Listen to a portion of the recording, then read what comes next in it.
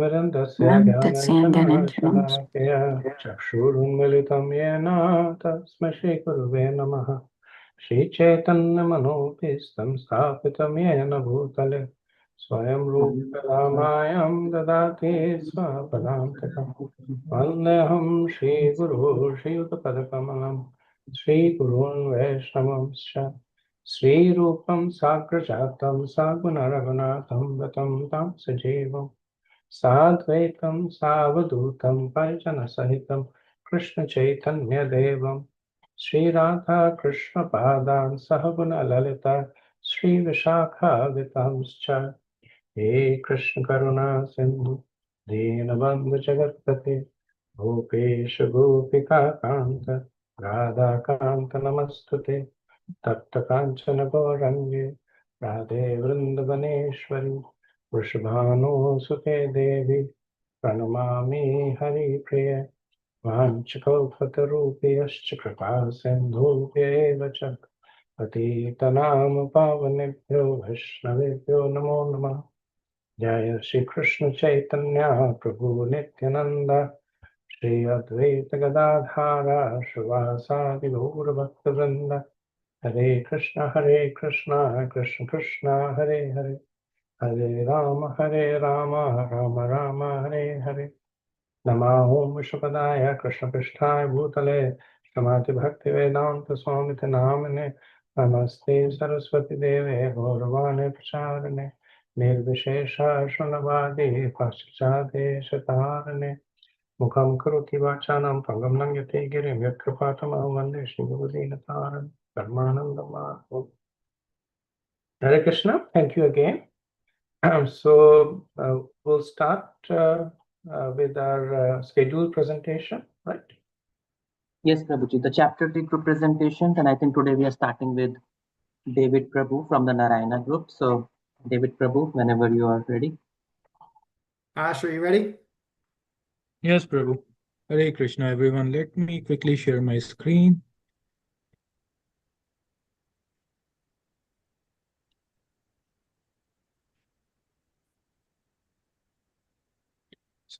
Hare Krishna, everyone. Our humble obeisances to everyone, to all the devotees. Today we are going to present a debate on if all karma is bad karma, isn't it best to abstain from karma? And this is being prepared by Shivani Mataji, David Prabhu, and myself. So with that, we'll start with our first discussion. So David Prabhu, Hare Krishna. What I think is, if all action leads to bondage, why we should act? I mean, does it even make sense to act and that then get bound by the karmas? Because if I'm idle, I'm not doing anything, and none of the karmas are creating any bondage. If action binds like the fire birds, then it feels logical to avoid it completely. And even in the chapter 2, isn't that Krishna said that knowledge is superior? Knowledge is superior to karma. Isn't that so? What do you think about that? Well, so in reality, so not all action binds us. Certain actions can liberate us. So, the idea that action causes bondage or really creates a future reaction is not fully true. Actions done selflessly do not bind us, whereas actions that are done selfishly do in fact bind us. So if actions are done as an offering to God or as a sacrifice, they don't bind us. See, we cannot avoid action. Even trying not to act is an action in and of itself. So the real choice is between what kind of actions we actually do. So the Gita teaches us that acting but changing our mindset is the most important. So doing our activity without thinking that I am the doer or that this is for me, because other actions, such that when we're doing them as a sacrifice, leads to freedom. Isn't that the sannyasis and mayavadis, when they renounce everything, go to the mountains, they get liberated?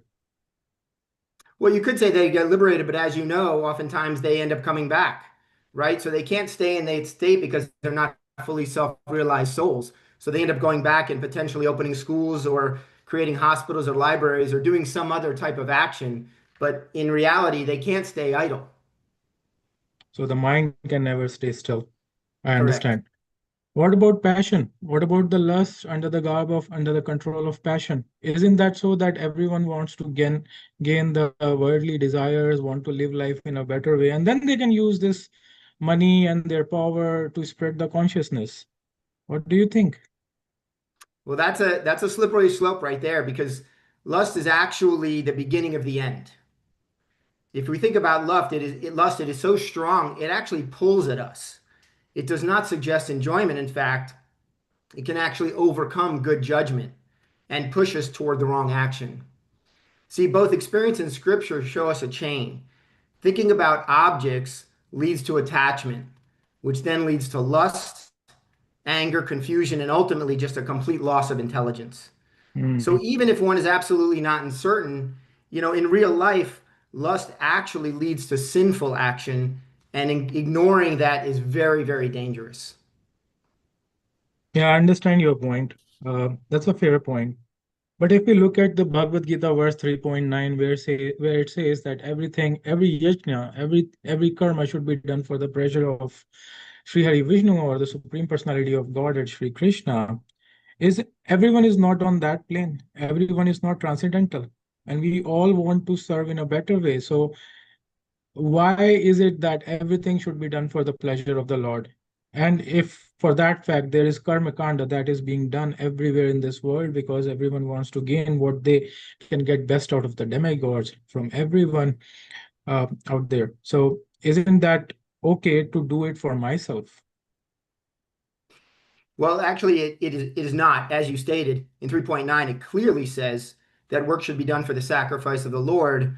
Otherwise, it will lead to bondage. It will lead to recurring action, bad or good. And we don't know what those actions are going to end up being for us in the future, but they will be planting the seeds for every action we take. So acting for his pleasure frees a person, while acting for any other reason actually binds us. Even good or moral actions, if done with ego or personal gain, are going to create karma. So only actions done in Krishna consciousness can lead to freedom. So the clear teaching is to act for the pleasure of the Lord or remain in bondage. I see your path from karma to akarma. Thank you so much for your enlightening thoughts. With that, we pay obeisances to everyone. Hare Krishna. Hare Krishna. Hare Krishna Prabhu's very nice development of the philosophy behind karma. I think you articulated well the various stages and the reasons why one would stay or move to another stage, and finally concluded with the potency of bhakti. So about all the points that Srila Prabhupada makes in the purports. Good job. Thank you. So from today onwards, or this week onwards, we'll have one presentation per class. Our class is going to be 60 minutes, so shorter class, and we get a little bit more time in the Q&A. I get a little bit more time in the summation. So this is your time now in terms of any questions about the third chapter, or even if any chapter before that. Hare Krishna, Prabhuji. Dhanavad Pranam. Prabhuji, today we are still on the old structure. The new structure starts next week, so we have 4 Okay. more presentations to go to. Okay, my apologies. Sorry about that. Please go ahead. Yeah, the Vasudev group, please. Hare Krishna, please accept our Panchang Pranams. So today our debate topic is, in Kali Yuga, actions of the body matter, not the mind.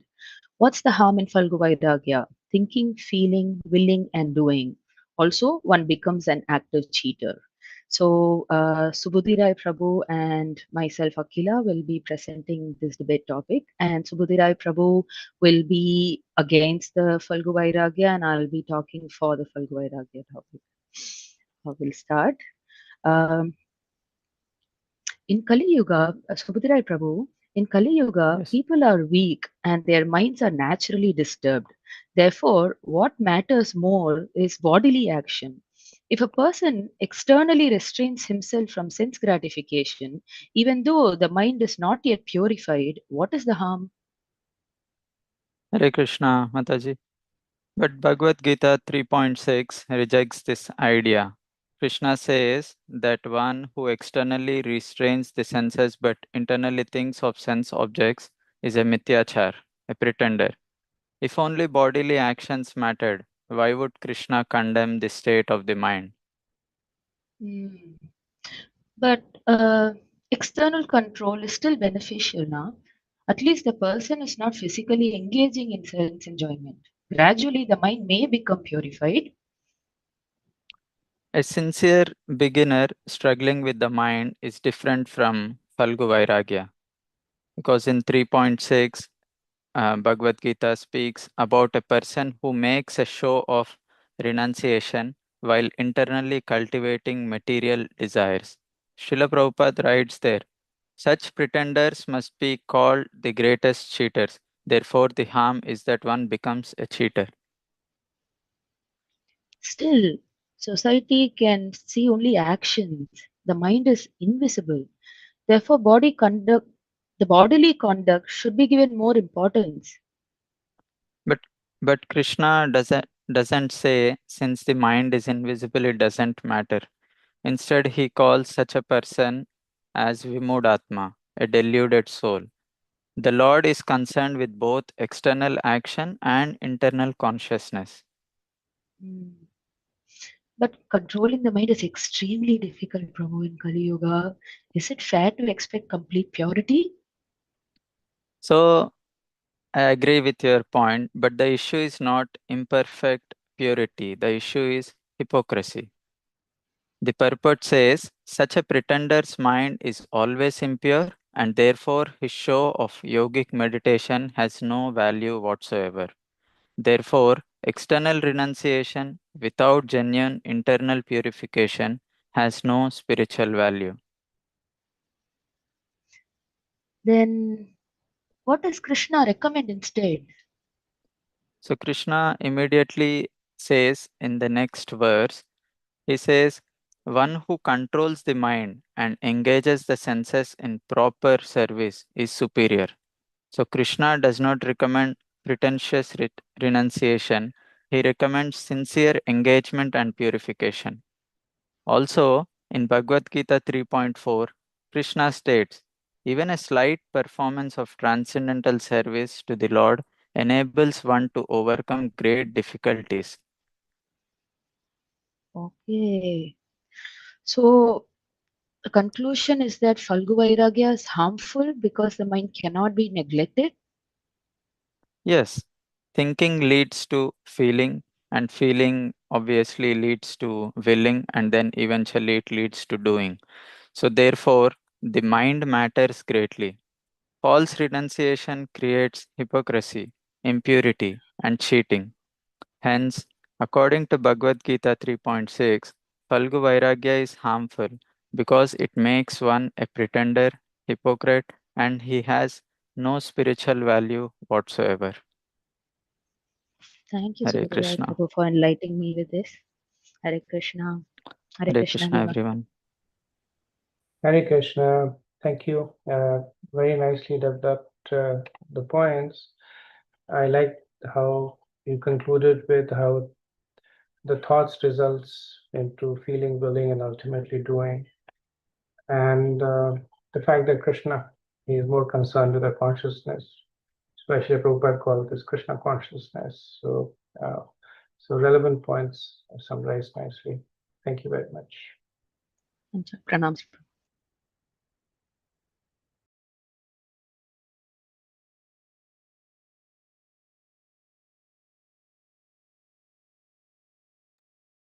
Conclusion.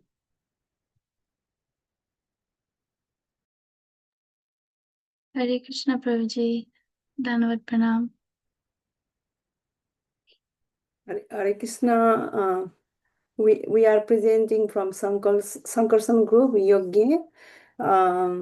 Is Yogi even possible in the age of Kali?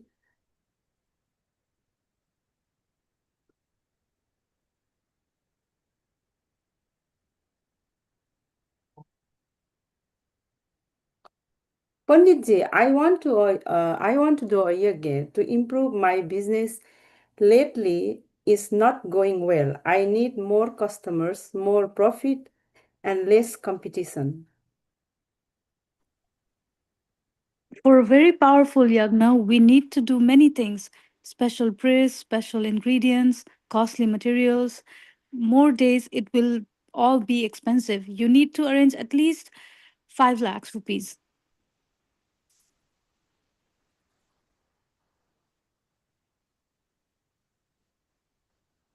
Ramayana.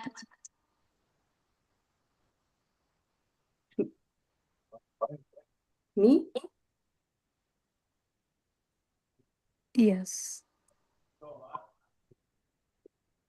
Okay, I'll continue. Oh, That's Krishna, you, what is yeah. going on here?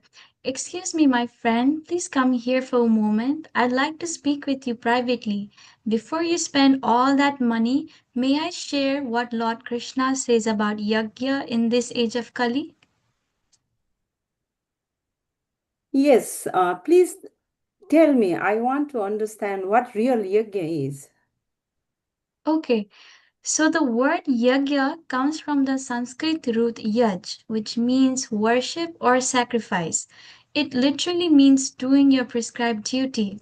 So the yajna is of 5 types: Brahma yajna, Deva yajna, Pitru yajna, Manusha yajna, and Bhuta yajna. If you perform yajna as prescribed in the scriptures, the results you get are as follows. As per the Vedas, if you perform just your karma without higher aim, you will get bhukti, that is material enjoyment. If you perform it with knowledge, gyan, you will get mukti, that is liberation. But if you perform it with the Lord in mind, devotion to Krishna, you will get bhakti, that is loving devotion. So when you do your prescribed duties as per the Vedas, the demigods become happy and give you everything you need. As stated in Bhagavad Gita 3.10 and 11, Krishna says that ultimately all these demigods work under the supreme order of Lord Vishnu. Whatever you receive ultimately comes from him. So, it is best to do everything with Krishna in mind. Therefore, we should do all 5 types of yajna in the right spirit, as prescribed in the scriptures, with Krishna in mind. Then your life becomes perfect and you attain the highest goal. However, in Kali Yuga, the best yajna is Sankirtana yajna, that is, doing kirtan with devotees, chanting the Maha Mantra Hare Krishna, Hare Krishna, Krishna Krishna, Hare Hare, Hare Rama, Rama Rama, Hare Hare, and also serving food to Krishna before eating it so that we eat only prasadam, and also performing all our actions for Krishna. That is the best yajna. So don't waste your money on this fake pandit. Utilize that money to promote Krishna consciousness. Get out from my house, you fake pandit. Otherwise, I'm going to call the police on you. You are trying to fool me on and rob me. No, don't call the police. Thank God, Krishna sent me the devotee to guide me in the right direction. Yajna means offering with faith and purity for the pleasure of the Supreme God. In the age of Kali, it is easily misused for self-gain. Only with the guidance of Guru and devotee and Krishna's mercy, we can stay on the path of Dharma. Hari Bol. Hari Bol, Hari Bol. I noticed the priest ran away with the dakshina in his hand, but at least a lesson for next time. So seriously, very nice flow, very nice graphics, and obviously the topic has been developed very expertly. The inadequacies of the Kali Yuga in terms of performing Vedic yajnas and the potency of Sankirtan yajna and how people are being exploited because of the lack of understanding there. So I think all the points were brought up nicely. Thank you so much. Nicely done.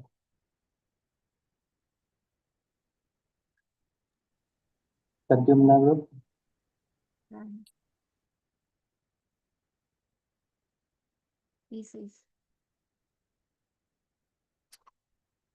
This is Aniruddha group. This is Sheetal and Ratna Malini. Chitra Devi Das is presenting this script. And this script is prepared by Sheetal. Means my name is Sheetal. Mataji, I think Pradyumna group has to go next. I'm not sure. Is it Okay. Pradyumna group or Aniruddha group, Prabhu? Pradyumna Mataji. Okay, Prad- sorry. Okay, cool. Let me quickly share. So, Hare Krishna, everyone. Dandavat Pranam, please accept my humble obeisances. And all glories to Srila Prabhupada and Guru and Gauranga. Today we are presenting on the topic, this is Pradyumna group, and we are presenting on the topic, what is the art of work for Bhagavad Gita. Madhu Mataji and myself will be presenting this. Thank you. Hare Krishna. The art of work, karma yoga and exemplary leadership. Today we'll explore how the Bhagavad Gita teaches us to work without becoming overwhelmed by stress, ego or attachment. Karma yoga is more than just performing our duties. It is about transforming work into service. When we perform our duties with the right consciousness, our work benefits not only ourselves but all those around us. Leadership then becomes an opportunity to serve rather than to control.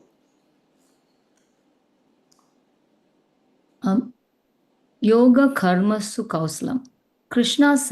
Lord Krishna says, yoga is a skill in action. True skill is more than technical ability. It means working with a peaceful mind, focused attention, and spiritual awareness. When we remain connected to Krishna, execute our duties calmly, and see our work as a service, we naturally perform at our best while remaining free from unnecessary anxiety. The principle of detachment, Bhagavad Gita 2.47. One of the most famous teachings of the Gita is that we have the right to perform our duty, but not having the doership while performing the duties. Krishna isn't asking us to care less about our work. He's asking us to stop being attached to the outcome. He's asking us to work with the attitude, I am not the doer. We give our best effort, but we leave the results in His hands. This mindset removes stress while encouraging excellence. Karma Yoga rests on three important pillars or principles. First, perform your duty without selfish motives. Second, lead by example because common people naturally follow the actions of the leaders. Third, detached service purifies the heart by reducing pride, greed, and selfishness. Over time, work itself becomes a spiritual practice that develops humility, clarity, and devotion. Leadership lens. A true leader asks, how can I serve rather than what do I gain? Detachment doesn't mean becoming careless. It means doing our responsibilities wholeheartedly without letting success or failure define who we are.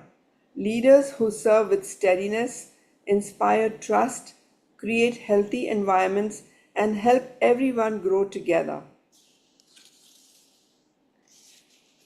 The Gita contrasts two approaches to work. An attached worker is driven by ego, recognition, and personal gain, which often leads to anxiety and disappointment. A wise person works from duty, service, and devotion because their happiness doesn't depend on external results. They remain steady during both success and failure and become a positive example for others. Loka Sangraha, Bhagavad Gita 3.20 and 21. Krishna explains that great people continue working not because they need anything, but because society follows their example. Every action of a leader influences others. Therefore, the devotee continues serving with sincerity for the welfare of everyone. Work offered to Krishna becomes an act of compassion and devotion rather than personal ambition. To conclude, Bhagavad Gita teaches us that Success is measured not simply by results, but by the consciousness in which we perform our duties. When our work is offered to Krishna with sincerity, skill, and detachment, every responsibility becomes an opportunity for spiritual growth. Thank you, and Hare Krishna. Hare Krishna. Hare Krishna, very good presentation. I like the graphics. Actually, I also like the way that you related all the philosophy to the practical aspects of it. I think this is the kind of presentation that you can give to a non-devotee audience also, like students or entrepreneurs or businessmen, and they would also get a lot out of it. So you've taken care of the spiritual end also by giving all the references and also established a practical perspective of it, bringing not from philosophy to action. So I like the fact that you thought a lot about it and made it relatable and philosophical also. Very good. Thank you. Thank you, Prabhu.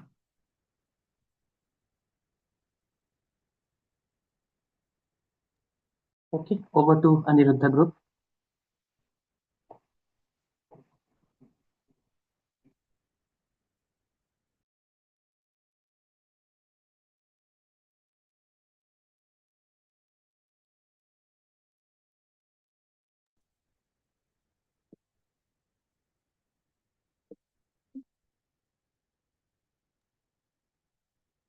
Mataji, you're on mute if you're speaking. Yes. This is Aniruddha Group. This is Sheetal and Ratnamalini Chitra Devi Dasi presenting this script. This script is prepared by Sheetal, and our question is,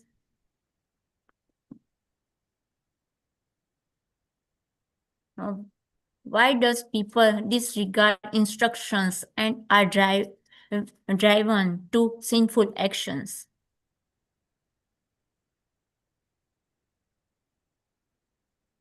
What is one impelled to sinful actions even unwillingly, as if engaged by force? Because he wants to understand what compels people to act sinfully even when they don't want to. If the soul is pure, why does it still commit sins? Because when the soul comes in contact with material nature, it gets influenced against its better judgment. Is God inside forcing us to do wrong things?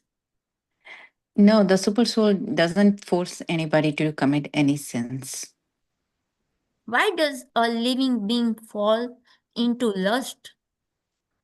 Because when you come in contact with material nature, the pure love for Krishna is transformed into lust, just like milk turns into yogurt when mixed with something sour.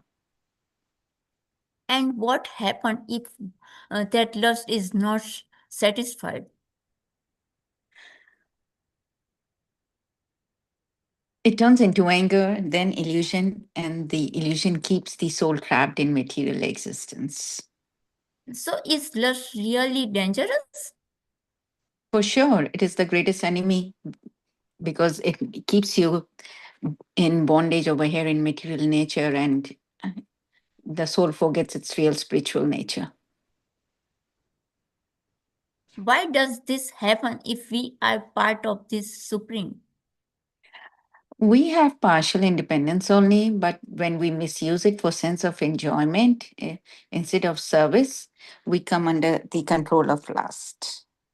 Then what is the way out? The way out.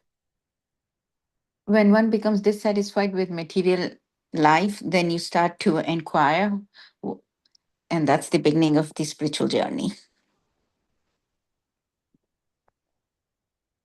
Can lust and anger ever be useful? Yes, when directed towards serving the Supreme, they become purified. Even anger can become spiritual. Like what example? Like Lord Hanuman, who used his anger to destroy evil in the service of Lord Ram in Ramayana. What is consciousness meant by being covered? It means lust covers awareness in different stages, like when there is smoke over fire, or there's a dust on the mirror, an embryo in the womb. So these are the different stages of development of Krishna consciousness. Why is human life so important then? Only in human life can Krishna spiritual life and the consciousness can be awakened, and it removes the covering. Why is lust compared to fire? Because it's never satisfied, no matter how much desire is fulfilled, it keeps growing like a blazing fire. Is material life like prison? Yes, sense enjoyment binds the soul, just like prisoners are bound by bars. But doesn't it feel like happiness? For sure, it really gives you happiness in the beginning, but then it increases the bondage and suffering. How does lust control a person intelligently? Internally, it enters through the Internally. senses, settles in the mind, influences the intelligence, and then confuses the soul. What happened to the soul then? It starts identifying with the body and the mind, thinking material life is real happiness. How can this be stopped? By controlling the senses from the beginning and directing the mind towards higher consciousness. So lust works from the senses inward, but it can be stopped by sense control and higher thinking.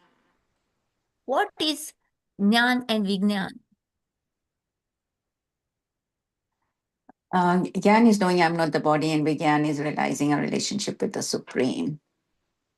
Yes, it is a distorted form of love. When purified, it becomes love for Krishna.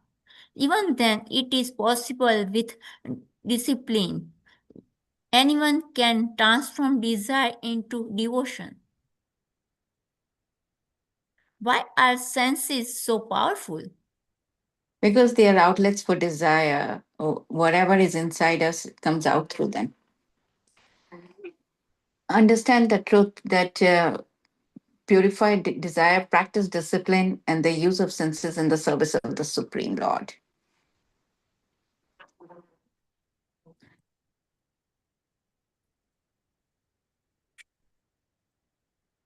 If the body is silent, is the mind also silent?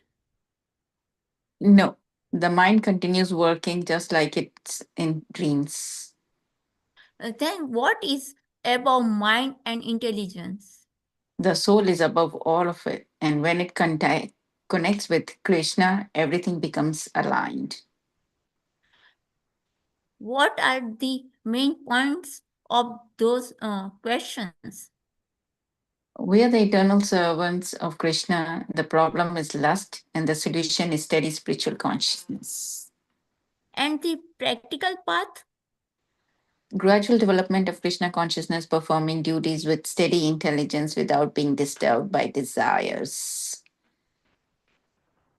Hare Krishna. Hare Krishna. Hare Krishna. Thank you. I liked your flow of the conversation and the way you depicted it. Also, the way you developed these important topics and brought it up ultimately to what Prabhupada gets us to, which is service to Krishna to control the senses, the mind, the intelligence, everything. So nicely developed. Thank you very much. Thank you, Prabhu. Okay, so this was the last group, right? Yes, Prabhuji, we are in the Q&A now. Okay. So, so as I mentioned earlier, any questions on the third chapter or any chapter prior to that?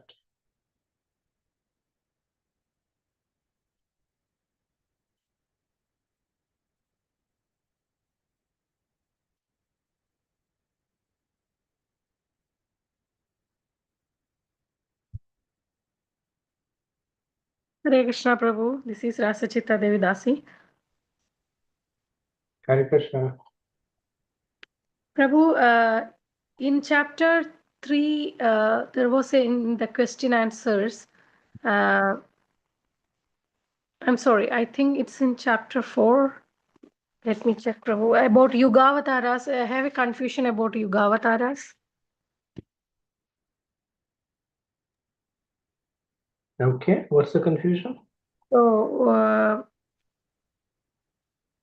who all are coming under Yugavataras, Prabhu? Like,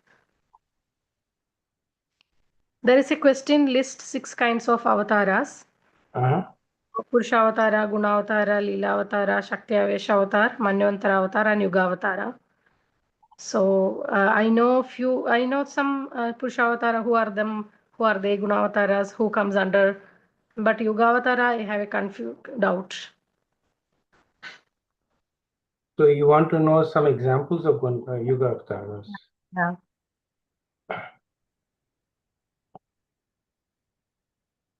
So some examples of Yuga avatars. So one that I can think about is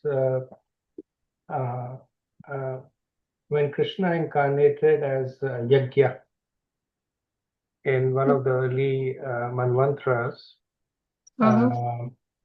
So he's considered to be a Yuga avatar. So there is generally a Yuga avatar for every Yuga.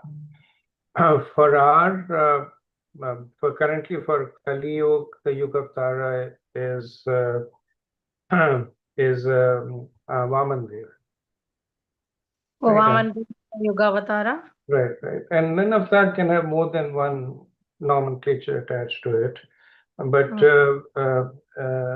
for the current age, Vaman Dev is considered to be Yuga avatar. But I believe it's in one of the Puranas, maybe Padma Purana, where they have given a list of all the yugas with the corresponding Yuga avatara. I'm making a note of it. If I find it, I'll send it to the group, the previous Yuga avatars also. One more question, Shakti-Avesh Avatar. Is Vyasadeva a Shakti-Avesh Avatar? Yes, so Vyasadeva is considered to be the literary potency. So he is the Gyan Shakti-Vesh avatar. Just like Narad Muni is the Bhakti Shakti-Vesh avatar. So Vyasadeva also comes as a Shakti-Avesh Avatar.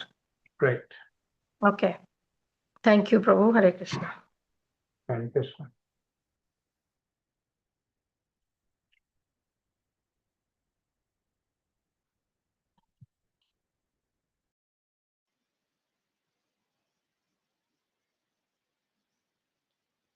Hare Krishna, Prabhu, Pancham Pranams. But just as a, can I ask a follow-up question to Rasachita Mataji's? What is the definition of Yuga Avatar, Prabhu? So Yuga avatar is, as the name suggests, that we have Satyug, Treta, Dwapar, and Kali Yuga. So in order to manage the affairs for each Yuga, there is a personality that comes an expansion of Krishna, and it takes care of. Now, it's not just for the Earth planet. This is for the universe as a whole. And so Krishna has, as Mataji was saying, that he has many categories of avatars and spoken in Srimad Bhagavatam. So one of them is one that appears with every yuga. It's called Yuga avatar. What is the significance of Vamana Dev being the Yuga avatar of this Yuga, Prabhu? So not sure what you mean by significance. It's the way it is. So Vaman Dev is the Yuga avatar, which means that he takes control of the activities of the Yuga. Not sure if I know that there is any other significance that is built into it. Okay, because when you were mentioning about Yajna being the Yuga avatar, So I was thinking, my mind was connecting to maybe, that Yuga Dharma was this. So, that is why this is like Yajna is a Yuga avatar. So something like Treta Yuga, the Yajna service is the Yuga Dharma. So I connected it that way. So I was thinking Chaitanya Mahaprabhu should be the Yuga avatar for this age. So, I mean, I this see what you Yuga. mean. It's a logical So connection to make. that's why I was asking, what is the significance like of choosing an avatar for each Yuga?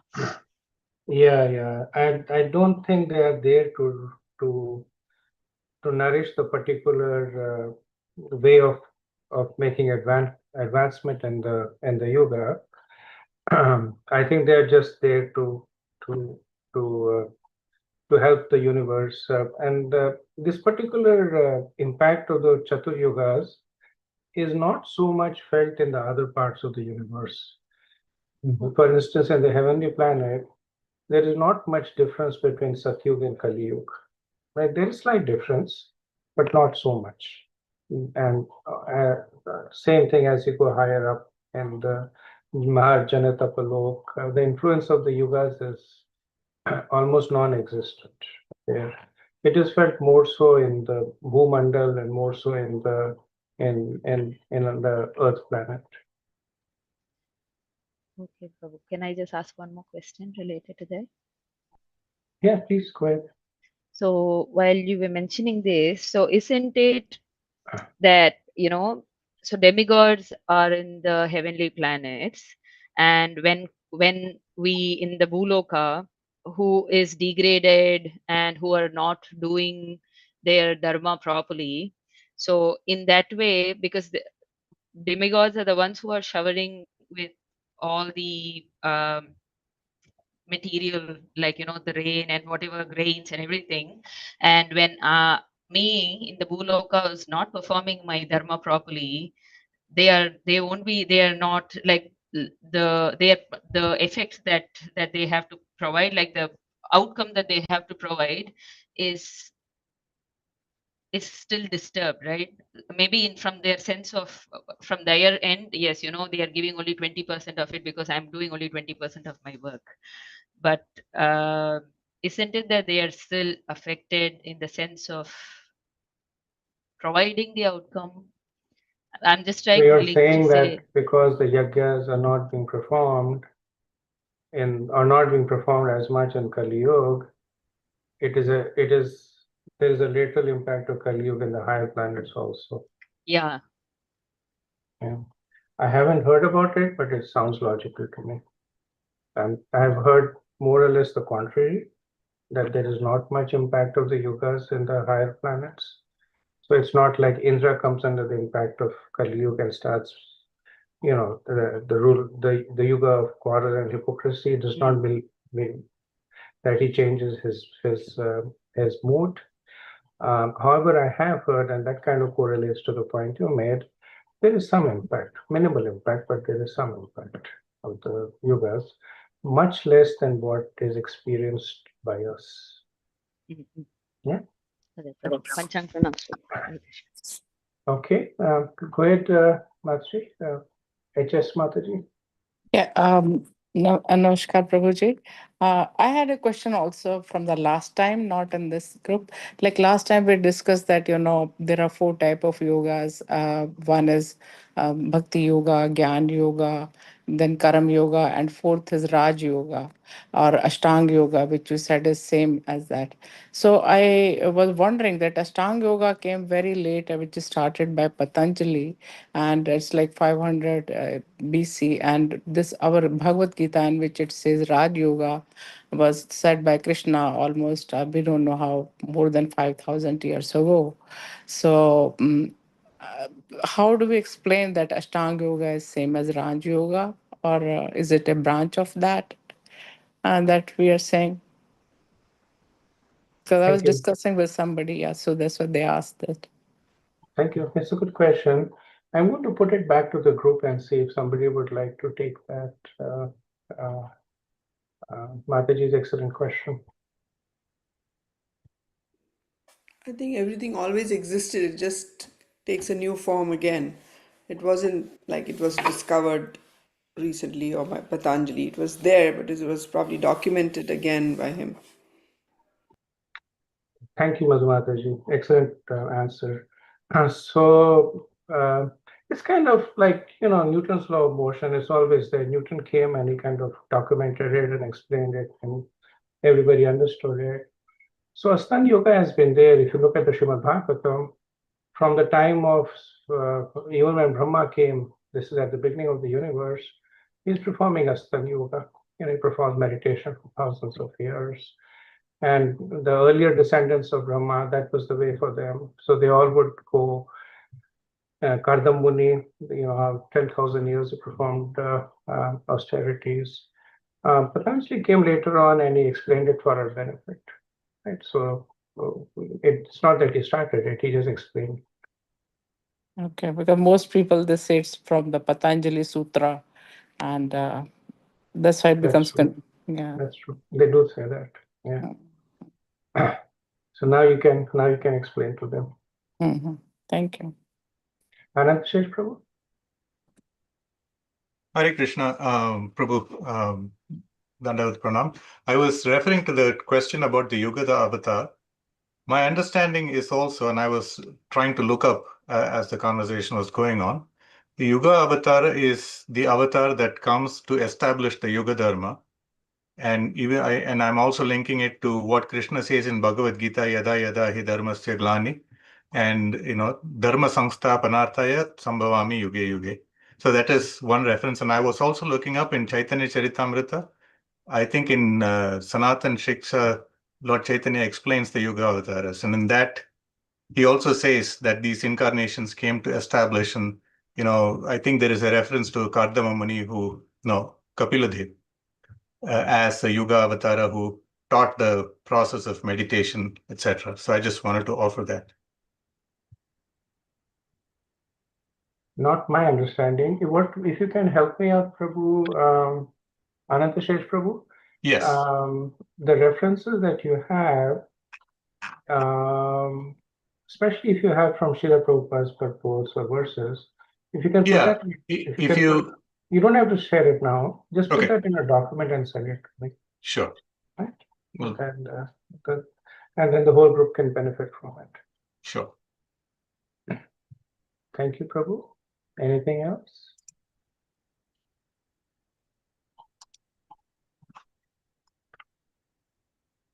Okay. So we'll do the summation of the fourth chapter. And I'm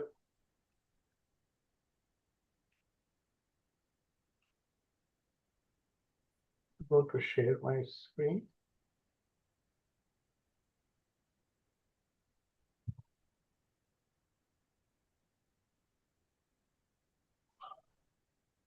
Okay, so the fourth chapter is titled Transcendental Knowledge. So just to do a recap, and I said I generally try to look back and come here, even though there's repetition, so that the flow of the Bhagavad Gita becomes clear in our mind. So the first chapter was Arjuna refuses to fight, gives valid reasons, and then he surrenders to Krishna. In the second chapter, Krishna explains to Arjuna that you're not the body, you're the soul. He gives a brief summary of prescribed duties, that karma is your greatest protection against sin.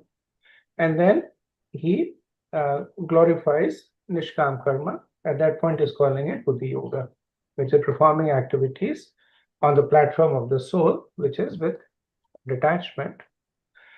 So at the end of the second chapter, where Krishna seems to be glorifying Gyan, Arjuna is confused between the interplay of action and inaction, right? And that is the segue into the third chapter, where Krishna establishes this aspect of adhikar, or one's qualification.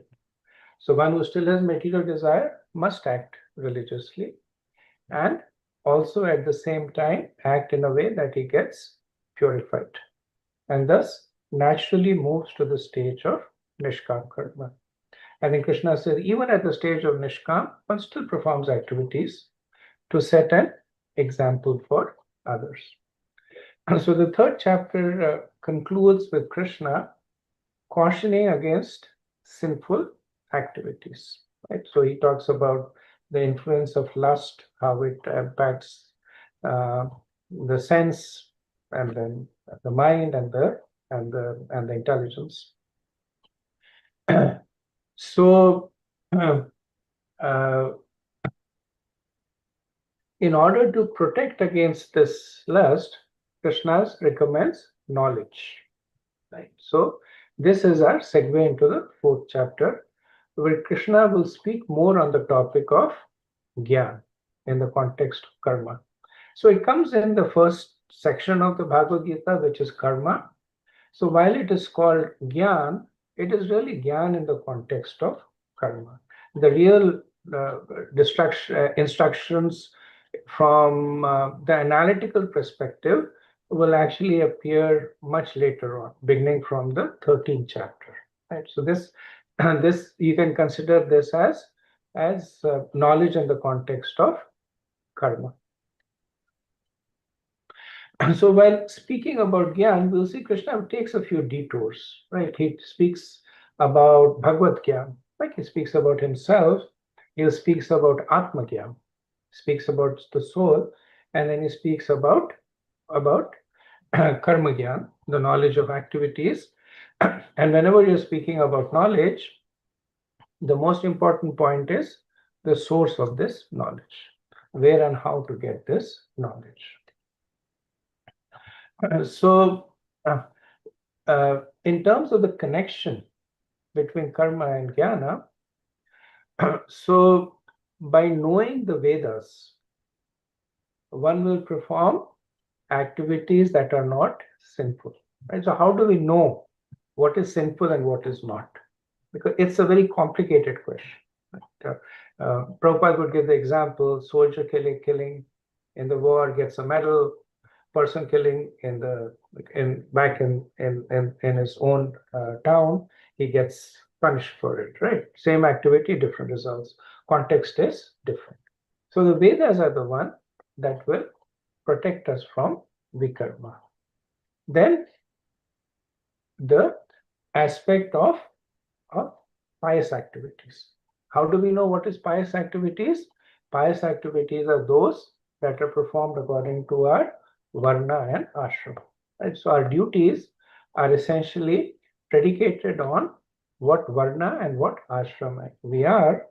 So we know from the Vedas, based on the varna ashram, what the duty is, and then karma is performing that duty.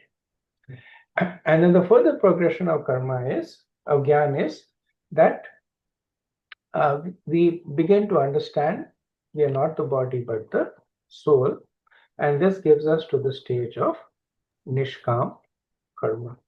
Right? So these are the aspects that we have studied so far, that Krishna has spoken about in the second and the third chapter, and he will now continue to develop this topic.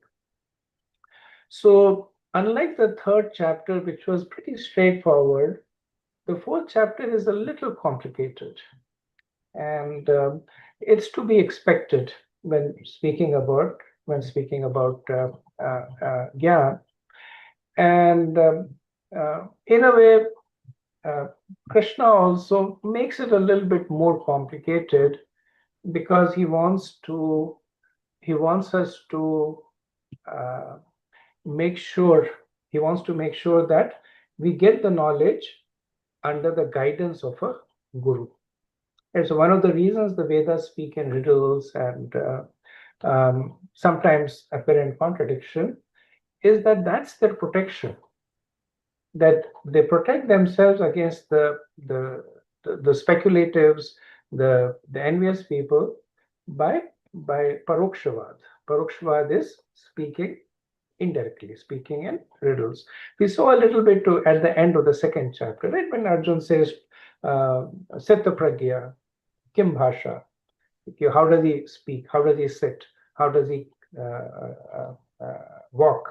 Right. So it appears that he's asking him about his bodily activities, right? But actually, he's asking him about how does he deal with dualities, how does he deal with honor and dishonor, right? So Prabhupada has explained to us in the purports, right? And that's what Krishna wants us to be, taking the shelter of a guru, and that's one reason why he speaks this chapter a little bit in a little bit complex way, and Prabhupada has in his purports has helped us unravel it. Right? So it's divided into 5 sections.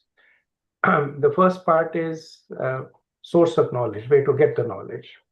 The second is applying this knowledge to understand doership. Right? So, and this leads to the third section of Nishkam. Right? So if you understand who is the doer, then you can understand how not to be to take ownership of the activity. Then the fourth section is Yajna. So we spoke a little bit about Yajna in this context of the third chapter. Here it is essentially Jnana Ashrit Yajna, essentially the sacrifices that are done to get knowledge. And then Krishna ends with the glorification of transcendental knowledge, that it protects one from sins. So getting the knowledge, this first 10 verses of the fourth chapter, very, very important verses, one of the most quoted verses, right? So because Krishna ended the third chapter saying that knowledge will protect you from lust, now he begins the fourth chapter by saying, where will you get the knowledge, right? So Krishna is saying here, I've presented it as in order to make it more easily digestible, as a conversation. So Krishna is saying, in order to avoid sinful activities, protect yourself from lust. And Arjuna says, but lust is overwhelming. So Krishna says, control it by your senses. Arjuna says, senses are strong. Use your mind to control the senses. The mind is fickle. Use your intelligence to control the mind. Intelligence is subtle. How do I control the intelligence? By the right kind of knowledge. Right? So this conversation is now connecting the suppression of sinful activities or the avoidance of sinful activities to the right kind of knowledge. Now, where do I get this knowledge from? Now, these are not questions that actually Arjuna asked. Like I said, I've kind of done a little bit of a role play here for the sake of clarity. Where do I get this knowledge from? Krishna says, from Gita through Parampara. So this is essentially the first verse of the fourth chapter, where Krishna says, Imam Vibhashvate Yogam Proktavanam Abhyayam Vibhashvan Manave Praha Manurikshave Apravit. Right? That Imam Vibhashvate, that I gave this knowledge to Vivasvan, and Vivasvan gave it to Manu, and Manu gave it to the sun god, and so on. And then ultimately, Evam Parampara Praptam, Evam Rajrishya Vidu, then he says that through the Parampara of Raj Rishis, like Arjun, this knowledge was passed on, but because it is broken, I have come now to reestablish it.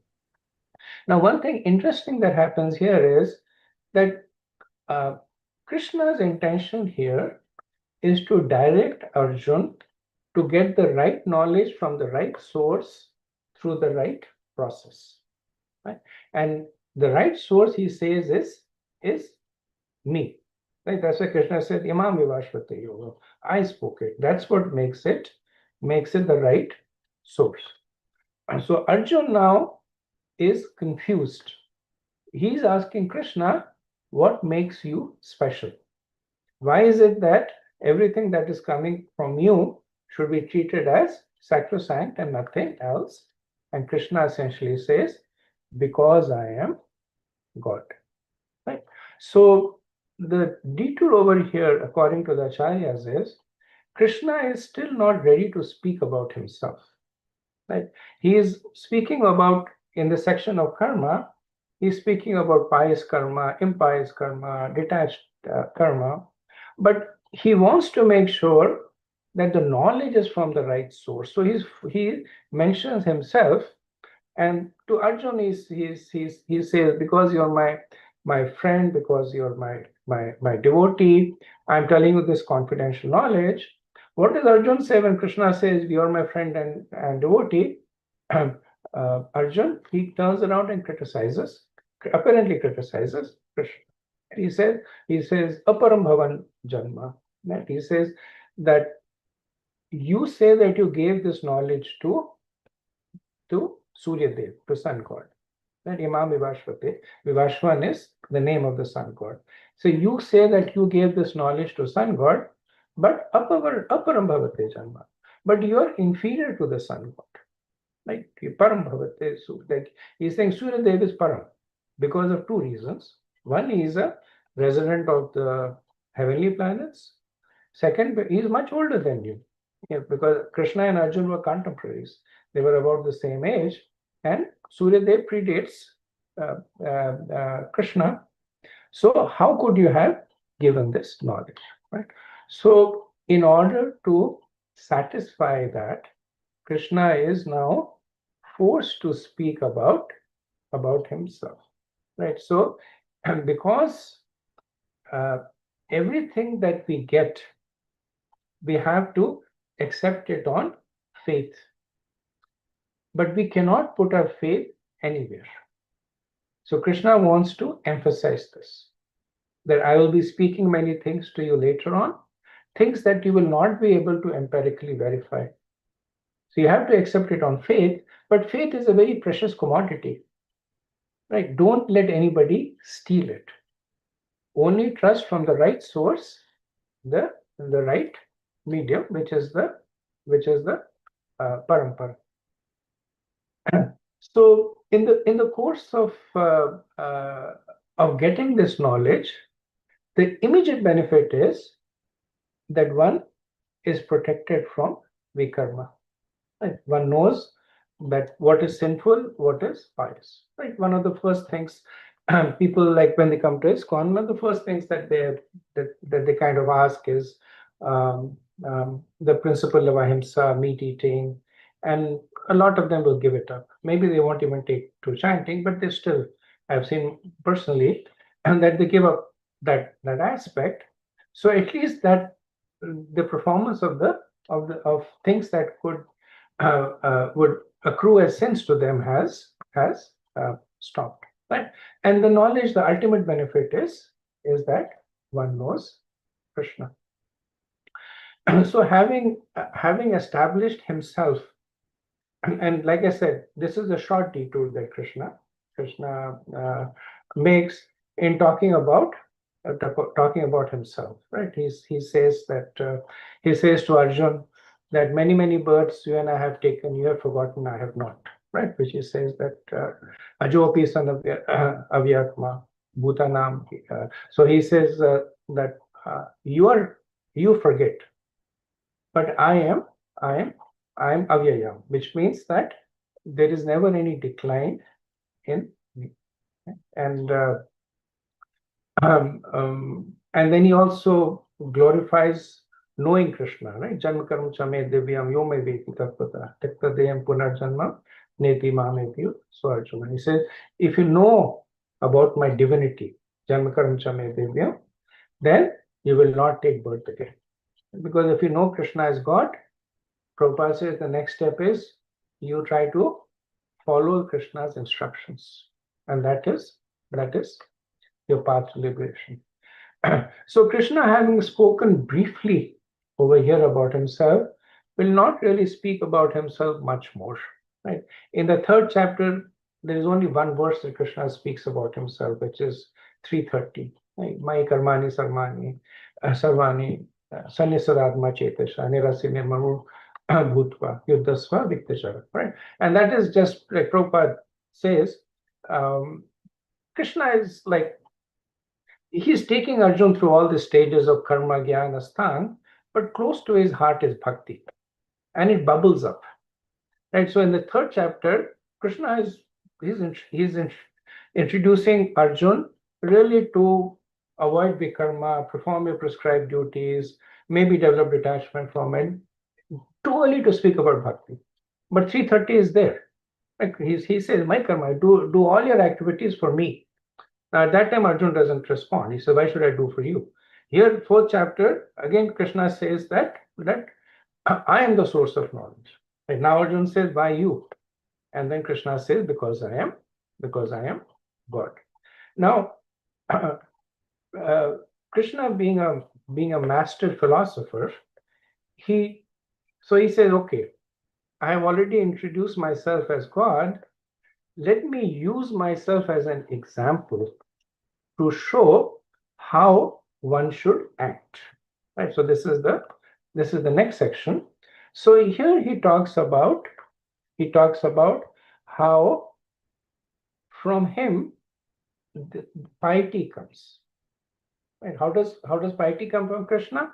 Because it's from the Vedas, and the Vedas are the word of Krishna. So for him, piety comes, and from him, this 4 divisions of the society comes. Chaturvarnya Maya Sreshta Gunakarma Vivadasha. So he said, I have created this 4 divisions in the society. But he says, I am always neutral. Right? So see how Krishna is masterfully saying what is his role in conducting this affairs of the universe. Also, he is demonstrating the principle of Nishkam Karma.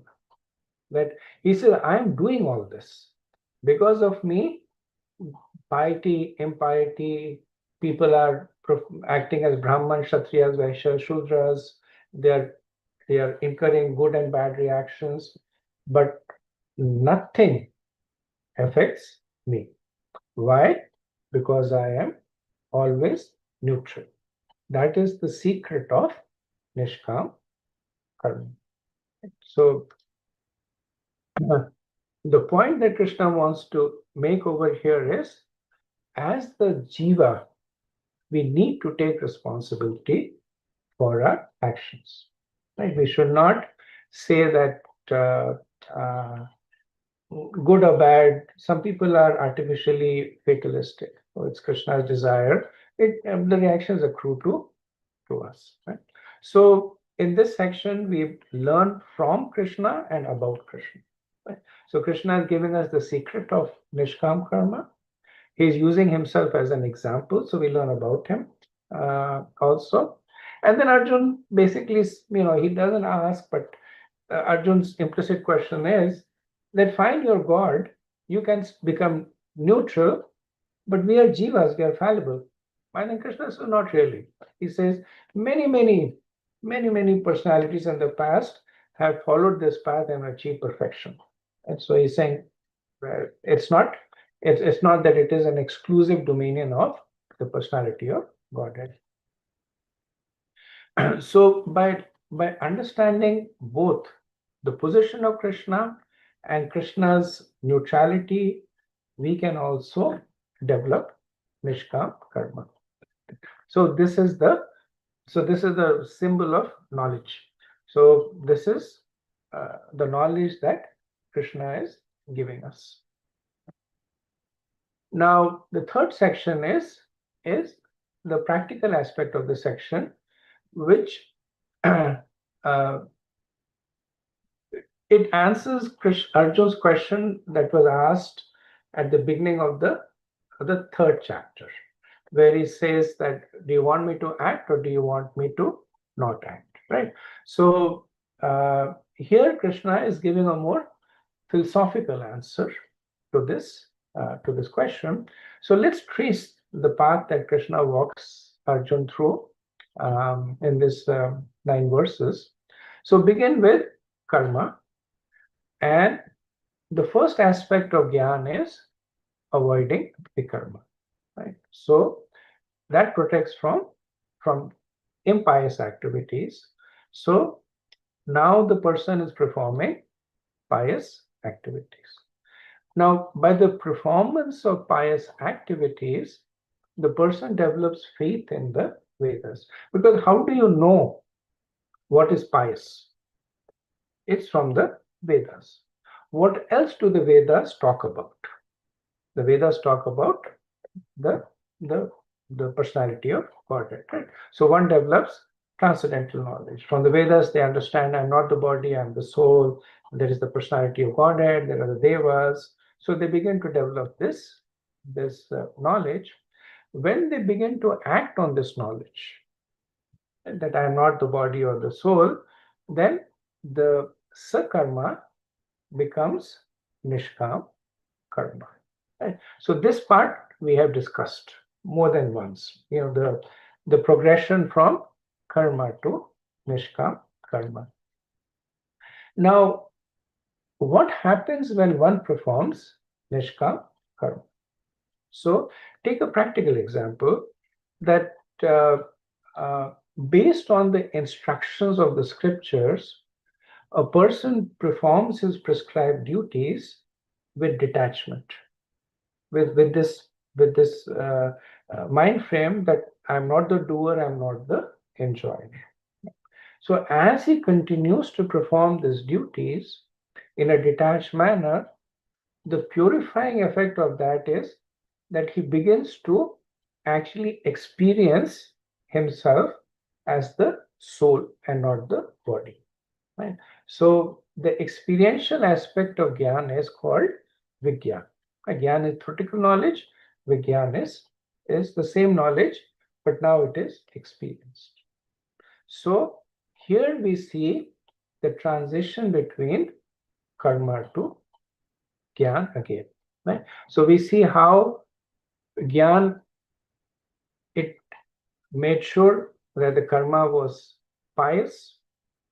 It gave the theoretical understanding of the body and soul, gave the impetus to act with detachment, but then it leads back to the point where karma results in even more Gyan. Like sometimes devotees say that while I was doing this, I got more realizations. Right? So it's basically karma giving Gyan or Vigyan. So because the cause and the effect are connected, they are also considered to be the same. Which is why Krishna says that karma is the same as Gyan, because karma results in Gyan as we follow this path, and Gyan results in karma because now that one understands that what their position is, one realizes that they will continue to act, as Krishna says, for two reasons: for further purifications and to set an example for others. And when one begins to understand that how karma and Gyan are the same, and both of them nurture one another, then they are set to the path of liberation. The process of reincarnation stops for them. So Krishna then speaks about the process of getting this knowledge. So while he is the source, but depending on one's ashram, there are different ways in which one gets this knowledge.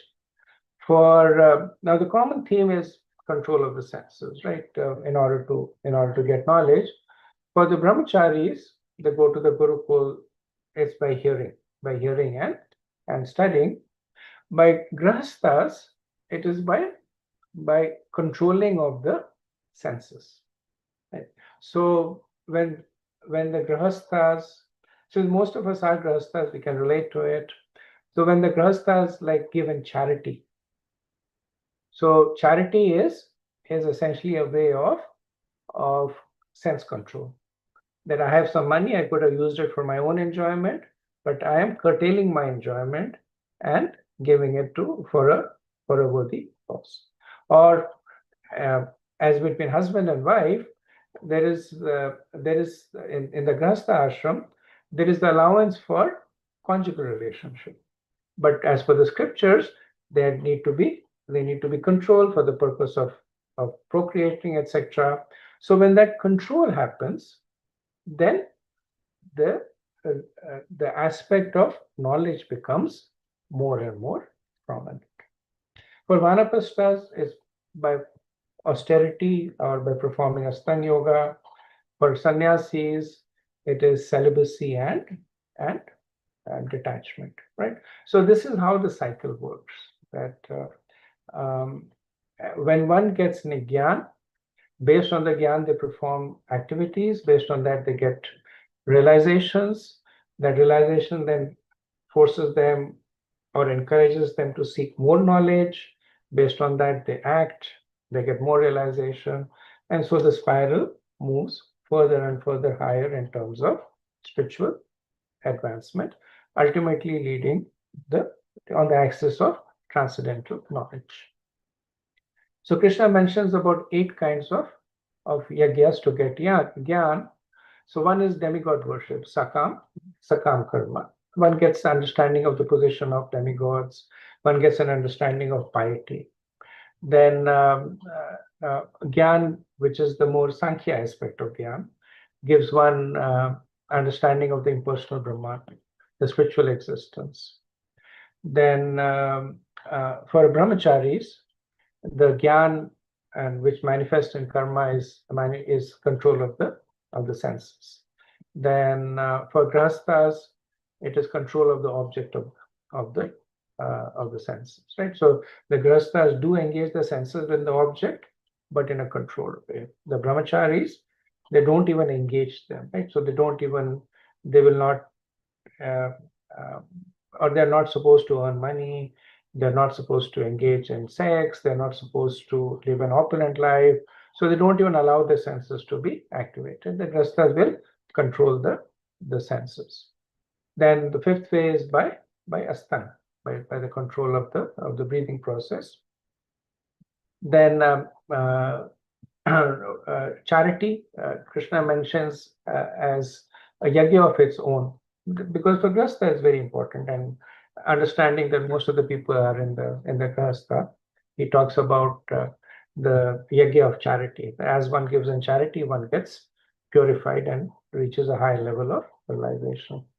And the 7th is austerity. The austerity is kind of cuts across. It's not, or Krishna does not encourage austerity on its own. It's basically interweaved into the other kinds of yagyas. And finally, the study of the Vedas. So this also is kind of interweaved, that sakam karma, gyan, control of the senses, all of these are based on the study of the Vedas. So the last part is, what is the advantage? What is the advantage of this? First advantage is that one is protected from vikarma. The second advantage is, actually, why these arrows coming? Anyway, the second advantage is that one now knows. So first is one now knows what not to do. Then one knows what to do. So one is established in piety.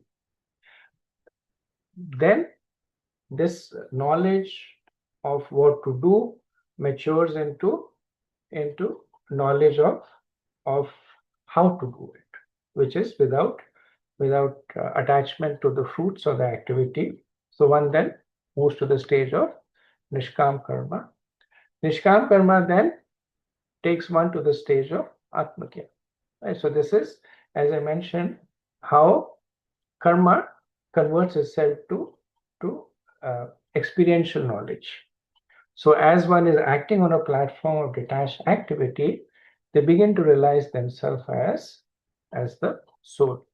So one begins to develop atmagya, and then finally this leads to the knowledge of Krishna. Right? So even though Krishna apparently accidentally spoke about himself in the first 10 verses of the 4th chapter, but that is our ultimate goal. That is ultimately where he wants us to be. That's why he leaves the teaser ways, that Janma Karma Chame Divyam Yome Veti Tattvataha. That one who understands the tattva, this truth about me, he will not take birth again. Right? And then Krishna concludes by saying that this is the famous verse, like 434, Tad Vidhi Pranipatena Pariprashnena Sevya Ubdekshanti Te Jnana Jnanina Tattva Darshana. Right? The verse itself can be a class in its own, but Krishna says that knowledge is so important that make sure you get it, you get it from a bona fide guru. Right? So he had established himself as the source of knowledge. He had established the parampara. Now he established a connection with the parampara. Right? So established from a guru who can instruct you. Pariprashnena sevya ubdekshanti te jnana. Ubdesh, right? So sometimes people say my guru is Krishna, or my guru is some personality who is no longer there. But Krishna is very specific about it, right? He says, because this should be a guru that pariprashnena, you should be able to ask him. The guru is not only ubdekshanti te jnanam, not only is he learned in the scriptures, he understands about your situation also. Right? In the Mahabharata, Yudhishthira says that scriptures are confusing because they speak about so many things to so many people. Right? So, and then what does he say? That we should follow the footsteps of the great personalities. Majana Yena Katha Supanta.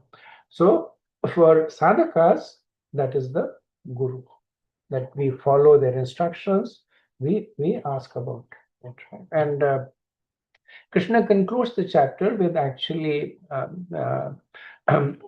what you would consider as a dire warning. Right? He says, Agyascha Shraddhadanascha Sanshayatma Vinashyati Nayam Lokasti Naparo Na Sukham Sanshayatma. Right? So he says, Agyascha Shraddhadanascha.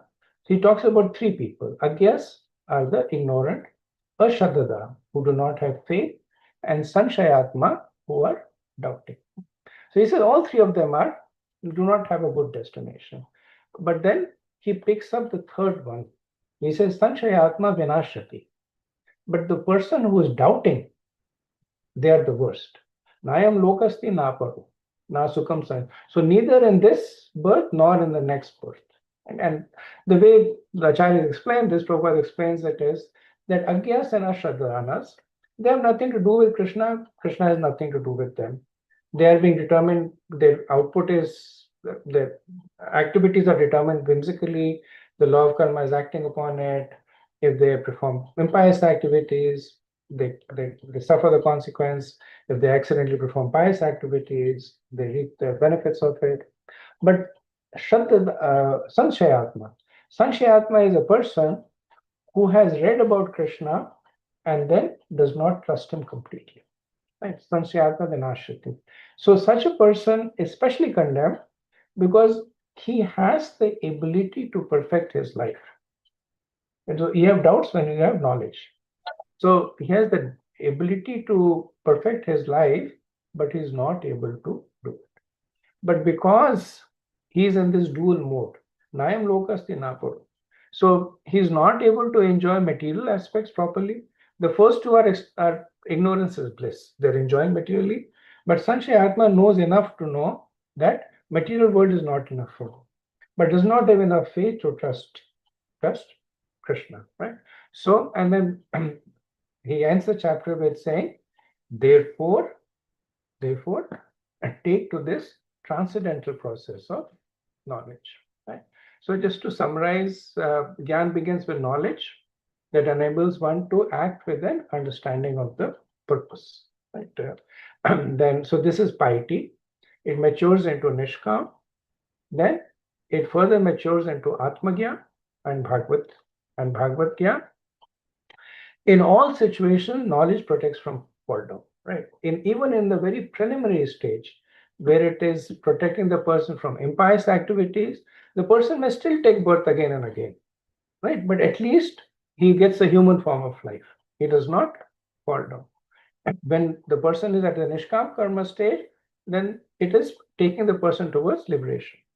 When the person is in Atmagyan, then it is taking the person again to the stage of liberation. When he is at the stage of Bhagavad Gyan, taking the person to the stage of perfection or devotion. So in all stages, Gyan is protecting. Right? And because it is so important, get it from a bona fide guru in an authorized parampara. So this brings us to the end of the chapter. So we will stop here. I think I took more time than I should. My apologies for that. We'll end here, and I think from next week, as Rupa Prabhunath has said, we'll do one presentation. That'll give me some more time and some more time for Q&A also. Okay, so we'll end over here. Vanchakalpatarubhyascha kripa sindhubhya eva cha patitanam pavanebhyo vaishnavebhyo namo namaha. Anant Koti Vaishnavrinda ki jai. Srila Prabhupada ki jai. Thai Gaur Premanand. Hare Hare Krishna. Hare Thank you Krishna. so Thank you, much. Prabhuji. Thank you, Dandavat Prabhuji. Prabhuji. Thank you. Dandavat Pranam Prabhu. Hari Bol. Thank you. Hare Krishna, Pranam. Hare Krishna. Hare Krishna.